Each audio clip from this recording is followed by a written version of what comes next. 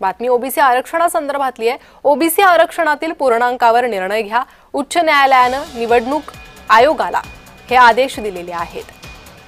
निवडणूक आयोगाला उच्च न्यायालयाकडून हे आदेश देण्यात आलेले आहेत। ओबीसी आरक्षणातील पूर्णांकावर निर्णय घ्या असं न्यायालयाने सांगितलं आहे। मी सन्माननीय न्यायालयाच्या या निर्णयाचं स्वागत करतो पहिल्यांदा।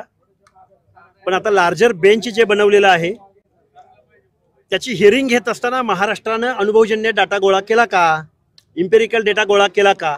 कारण बांटिया समितीने जी आकडेवारी ओबीसीची दाखवलेली आहे ती महाराष्ट्राच्या डोळ्यात धुळफेक करणारी आहे। त्यामुळे बांटिया समितीच्या शिफारशी महाराष्ट्र शासनाने लार्जर बेंच समोर देऊ नये। अनुभवजन्य व्यापक असा सर्वे करावा, सुप्रीम कोर्टाने सांगितलेली ट्रिपल टेस्ट करावी आणि मग लार्जर बेंच समोर हे हिअरिंग व्हावं। न्यायालयाने आज स्पष्ट केलेलं आहे की कुठल्याही निवडणुकीला आम्ही स्थगिती देत नाही, कारण सर्वोच्च न्यायालयाने 31 जानेवारी ही डेडलाईन टाकून दिलेली आहे आणि 31 जानेवारीच्या पूर्वी या सर्व स्थानिक स्वराज्य संस्थांच्या निवडणुका संपवायच्या आहेत आणि त्याच्यामुळे ते थांबवू शकत नाही। राज्य निवडणूक आयोग सुद्धा थांबवू शकत नाही, कारण उद्या सर्वोच्च न्यायालय म्हणणार की आम्ही थोडी थांबवले होते, आम्ही ते दिलेला नव्हता आणि म्हणून राज्य निवडणूक आयोग या निवडणुका थांबवणार नाही। तर उच्च न्यायालयाचे निवडणूक आयोगाला हे आदेश,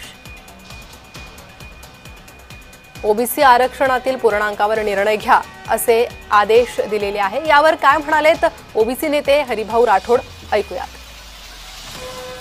स्थानिक स्वराज्य संस्थेमध्ये आदिवासी बहुल क्षेत्रामुळे 50%च्या वर आरक्षण केलेलं आहे।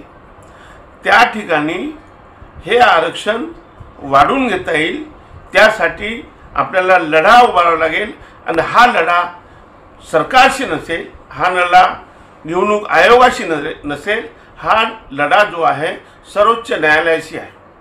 सर्वोच्च न्यायालयाने ही जी अट घातलेली आहे ही खऱ्या अर्थाने बेकायदेशीर म्हटलं तर चालेल, कारण ज्या अर्थी आपल्याकडे इम्पेरिकल डाटा मिळालेला आहे आणि यापूर्वी सर्वोच्च न्यायालयाच्याच एका निकालामुळे ज्या ठिकाणी SV जोशीची निकाल आहे 259 ऑफ 1994 त्यामध्ये म्हटलं होतं की तुमच्याकडे इम्पेरिकल डाटा असेल तर तुम्ही 50%च्या वर देऊ शकता।